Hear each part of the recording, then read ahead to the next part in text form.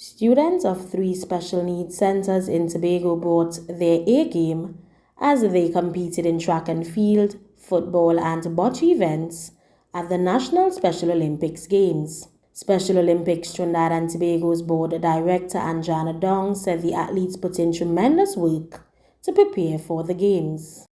And they have the coaches that work with them in the schools to get them ready to take part in the games. So it's actually a very competitive process. As you can see, being here today, they take full arms. They're very serious about the games. They take it very seriously. They love to compete against each other. It's not always about the medals. It's not always about winning. They love to compete with each other. Minister of Sport and Community Development, Shamfa Kuju, commended the parents of the athletes. And we now embrace these children wholeheartedly, exposing them not only to a solid and sound education, but also to a full life in sport.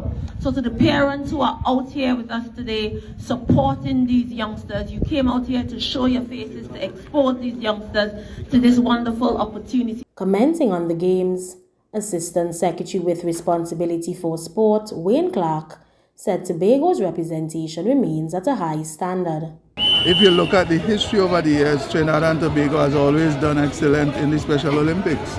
So I think this year will be no different. And given the fact that we are having more support, you're seeing more parents, you're seeing actual supporters. Some of them don't have no relative here, but they're still here supporting. So I think it's a good sign.